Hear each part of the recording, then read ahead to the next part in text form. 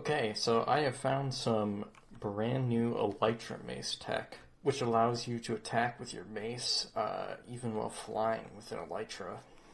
Um, well, kind of, but it doesn't require you to swap chest plates. Normally, you cannot attack with a mace while flying, as demonstrated, so. You see there, didn't work. Well, it doesn't do the mace attack, essentially. Like that. So, the way we get around this is there appears to be about one tick where when you land with your Elytra, you're not flying, but your mace fall distance hasn't reset, and you haven't taken fall damage yet. And if we hit an enemy during that one tick, it seems to actually deal the mace damage, and it prevents your fall damage.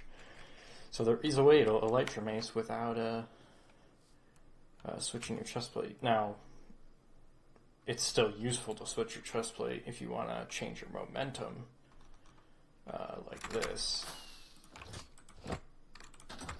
See there, you can move around like that. Which makes, the high level of Elytra rocket macing a bit easier because there's a lot less actions. Normally in high level Elytra macing you would do something like this.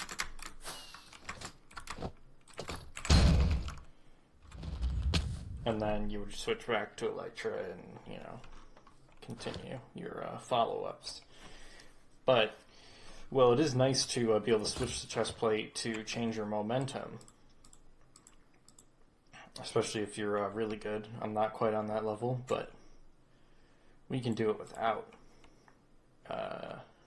like how I explained before. I'll demonstrate now.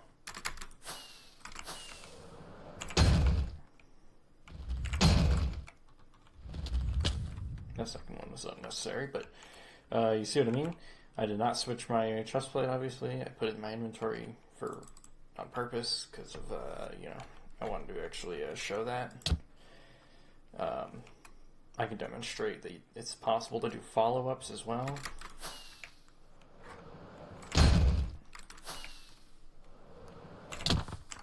If I actually hit that, but you can see where it's going. I also have the wrong mace equipped.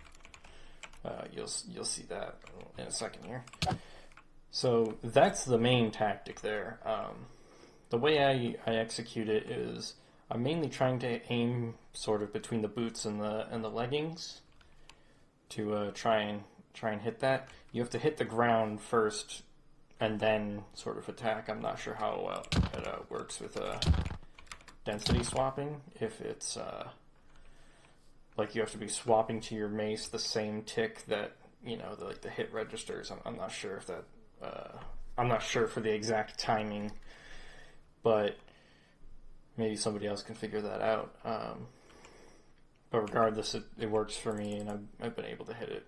And I think density swapping is actually doing extra damage. Well, that is the main tactic.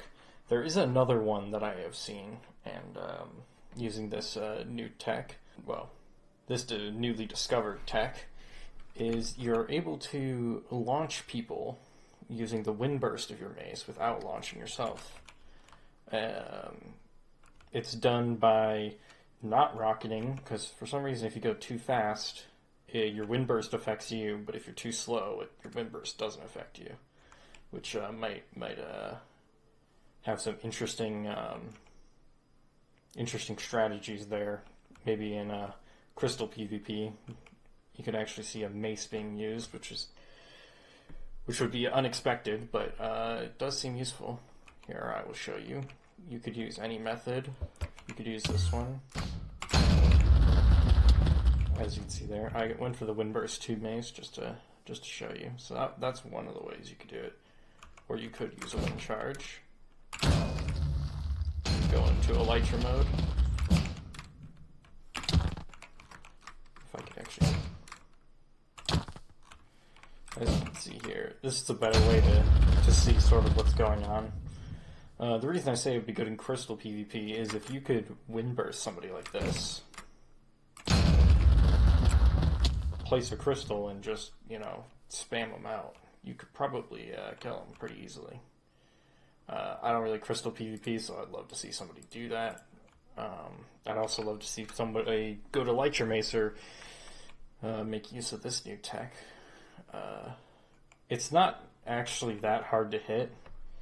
In fact, I'd say it's about as easy as, you know, like density swapping. You know, it's just like attribute swapping. Once you get the timing right, it's pretty easy to hit consistently. I've hit, you know, 6 or more in succession without ever touching the ground like this.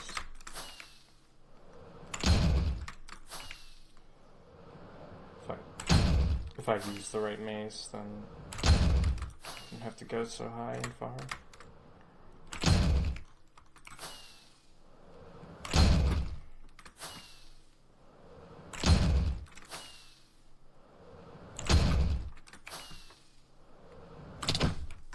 Alright. Obviously, if I use the right mace, it would have been a better demonstration, but regardless, it does work.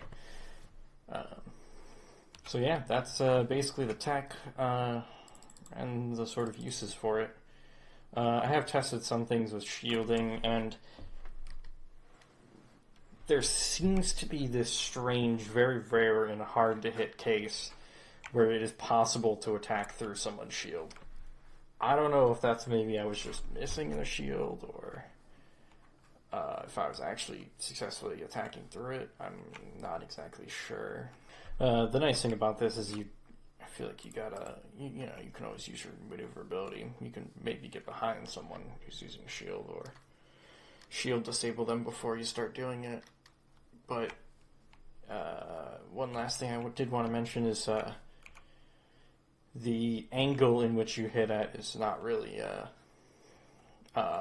factor. So you can kind of hit them from any angle. Obviously, more steep angles are a lot easier to hit, in my opinion. You do want to hit a lot later than usual, because you have to hit the ground at like the same time. So I'll show you some of those, the different angles. So I'll try and do a top down first. There you go. So that was directly on him. That's my first one. That's good. Yeah, that was directly on him, and now I'll go to more shallow angle. As you can see there, it's pretty versatile. Okay, so that's all the tech. I'd love to hear what some good Elytra Macers think about it. Is it viable? Is it better? You know, my argument is it can still be used on a lot of the high levels. It just doesn't require you to actually switch your chest plate when you're actually going for the hit, and then switch back when you go take back off, and then swap. You know, boost, hit, you know, swap, hit, you know, all that. You only have to do one swap, which is when you're changing your momentum. So I think it might actually make it a bit faster. You might be able to, you know, mace quicker.